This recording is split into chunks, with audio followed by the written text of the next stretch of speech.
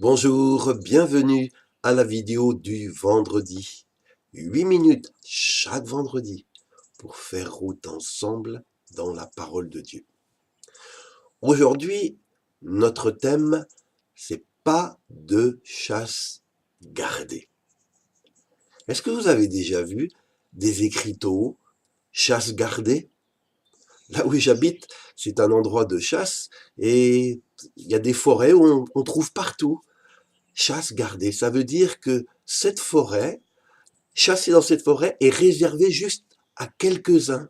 C'est pas accessible pour tous. Eh bien, dans l'église de Jésus-Christ, il ne devrait pas y avoir de chasse gardée.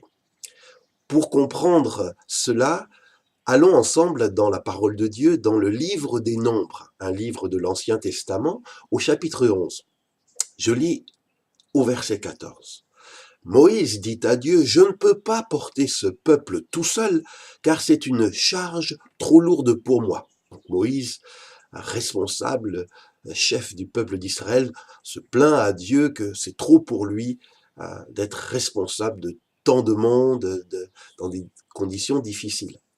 Alors, le Seigneur répond à Moïse, on le lit au verset 16 et 17, réunis 70 hommes parmi les anciens d'Israël, amène-les à la tente de la rencontre, c'est-à-dire le lieu où Israël célébrait le culte au Seigneur, et ils se tiendront là avec toi. Je prendrai une part de l'esprit qui est en toi et je la mettrai en eux. Alors, ils porteront avec toi la charge du peuple et tu ne seras plus seul à la porter. Donc Moïse obéit, on lit verset 24-25, il réunit 70 anciens d'Israël, donc 70 responsables, chefs en Israël, et il les place autour de la tente. Le Seigneur descend dans un nuage de fumée, la fumée représente sa gloire, et il prend une part de l'esprit qui est en Moïse et il la donne aux 70 anciens, et dès que l'esprit se pose sur eux, ils se mettent à parler comme des prophètes. On assiste donc à un partage d'onction. L'onction qui était sur Moïse est distribuée à 70 autres personnes pour qu'ils puissent aider, seconder Moïse dans sa tâche de diriger le peuple. Et quand l'Esprit de Dieu, l'onction de Dieu descend sur ces 70, ils se mettent à prophétiser. Mais le récit nous dit quelque chose d'intéressant. Versets 26 à 29, il est dit que 2 hommes sont restés dans le camp, l'un s'appelle Eldad, l'autre Médad. Ils étaient tous les deux sur la liste des 70 anciens convoqués par Moïse, mais ils n'étaient pas sortis pour aller au lieu de rendez-vous, donc à la tente. Mais quand l'Esprit de Dieu descend, il se pose aussi sur eux.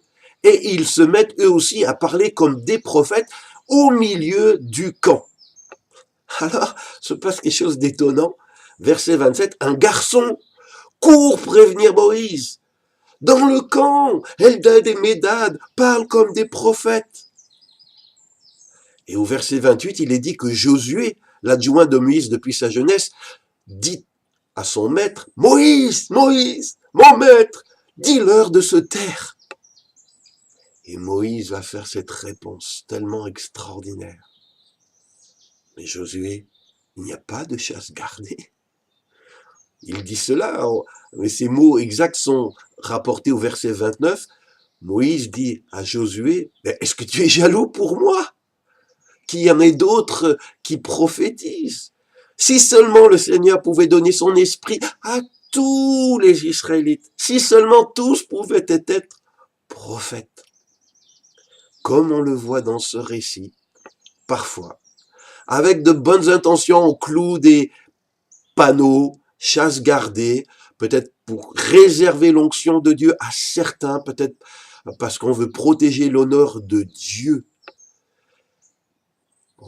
L'onction, c'est pour les pasteurs. L'onction, c'est pour telle ou telle église. L'onction, c'est pour moi, c'est pas pour les autres. On fait comme si d'un côté, il y avait les oins et d'un autre côté, les autres. Et l'attitude de Josué, c'est de refuser l'onction. à ceux qui estiment ne pas être des candidats légitimes. Mais l'attitude de Moïse, elle est tout opposée. Moïse dit, puisse tout le peuple de l'Éternel être composé de prophètes. Veuille l'Éternel mettre son esprit sur eux tous.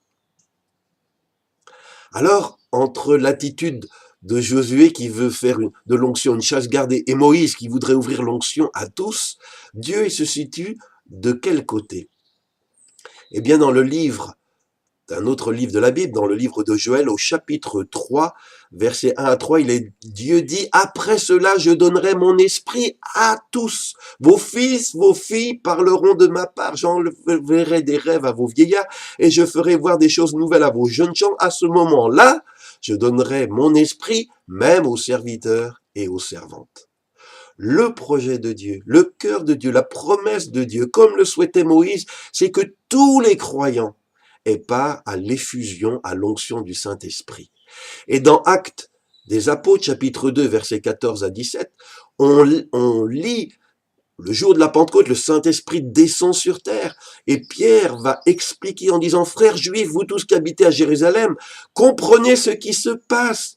Ces gens sur qui l'Esprit est descendu, qui parlent en langue, qui prophétisent, eh bien, ils sont pas ivres. Mais c'est ce que le prophète Joël a annoncé. Dieu avait dit que dans les derniers jours, il répandrait de son esprit sur tous. » Voyez-vous, dans la Nouvelle Alliance, tous les croyants nés de nouveau reçoivent l'Esprit de Dieu. Parce qu'il est écrit dans Romains 8, verset 9, « Si quelqu'un n'a pas l'Esprit de Christ, il ne lui appartient pas. » Et si tu as reçu l'Esprit de Christ, il t'appartient de laisser Jésus te baptiser dans cet esprit. C'est-à-dire, baptiser, ça veut dire noyer, immerger.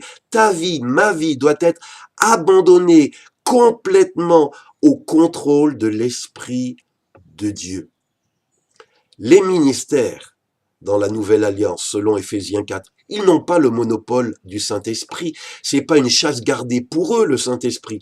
Les ministères sont au contraire donnés pour équiper, encourager, développer, accompagner le charisme donné à chaque membre du corps de Christ. Et si ce charisme est exercé avec sagesse et à propos, les ministères doivent libérer et non pas faire taire les charismes de Dieu. 1 Pierre 4, 10 dit que chacun de vous utilise pour le bien des autres le don particulier qu'il a reçu de Dieu. Vous serez ainsi des bons administrateurs des multiples dons divins.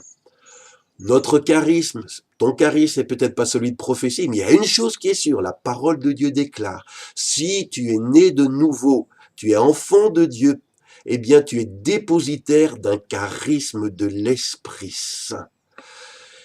Nous sommes dans la Nouvelle Alliance tous des prêtres du Très-Haut. Nous sommes tous des serviteurs et des servantes de Dieu. Et si on dit le contraire, c'est comme faire comme Josué, dire « Maître, dis-leur de se taire ». Il y a juste certains qui ont le droit d'exercer et pas d'autres. Mais Dieu dit dans 1 Thessaloniciens chapitre 5 verset 19, « N'éteignez pas l'esprit », c'est ce que Josué voulait faire, où on peut traduire « Ne faites pas obstacle à l'action du Saint-Esprit ». Le Saint-Esprit a été donné si tu crois, et Dieu te demande d'exercer ton onction, de libérer ton onction, ton don particulier, non pas pour te faire valoir, mais pour édifier tes frères et sœurs et toucher ce monde. Si tu as été instruit par ce message, partage-le à tes amis sur ta page Facebook et pensez à revenir vendredi prochain pour un nouveau rendez-vous du vendredi dans la parole de Dieu. Que Dieu vous bénisse.